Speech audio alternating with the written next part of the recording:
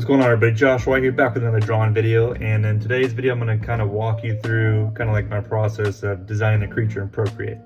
So right now I'm just starting off with like the rough sketch. I'm just using like the basic pencil tool in Procreate. Just kind of working out like the shapes and general aspects of how I like it. Putting down kind of like a general sense of the color here. And then after this, I'm going to set that layer to a lighter opacity. And now I created a new layer on top of that. Where I'm doing cleaner line work. So I'm using the pencil tool again, just a finer, more precision size here. And now I'm just going to do the whole thing of fully fleshing out the design here. In terms of the design itself, obviously you can tell it's like feline. It's inspired, you know, obviously by like a tiger or like a saber tooth, stuff like that. But also there's this game called Torchlight 2. I don't know if you ever played it, but there's this forest guardian creature in the game, which I really like the design of that, so that kind of inspired this one.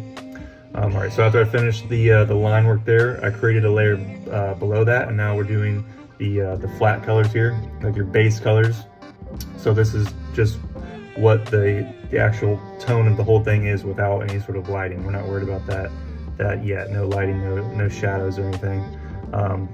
Just kind of laying in the color scheme. Putting stripes here on like the hindquarters. There's a creature in real life called an okapi. If you know what it is, or if you don't know what it is, Google it. But it's kind of got like these stripes on just its hind legs like that. So that's kind of where I got the idea for that. And now we're just kind of putting the rings around the tail here. And that's just about it for the colored flats. Now we're gonna go lay in the shadows.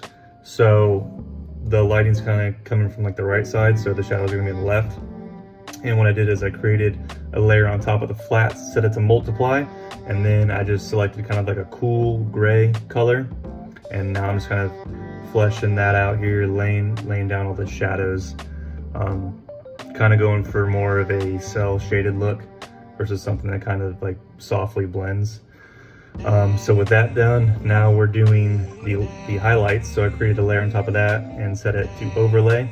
And I just took kind of like a very light yellow color here to do that, and then adding some more highlights now with another layer on top of that. And with that done now, I created a layer on top of that, and now we're gonna do kind of like the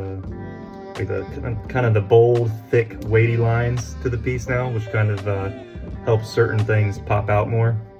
So I'm just going through now, outlining everything with that, and with that part of the way, it's kind of like everything's kind of clean looking.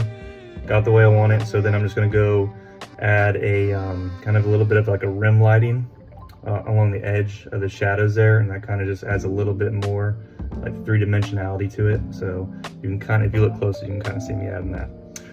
But yeah, that's it. Completed piece. Do me a solid, like the video, subscribe to the channel, and until next time, I'll see y'all later. Peace out.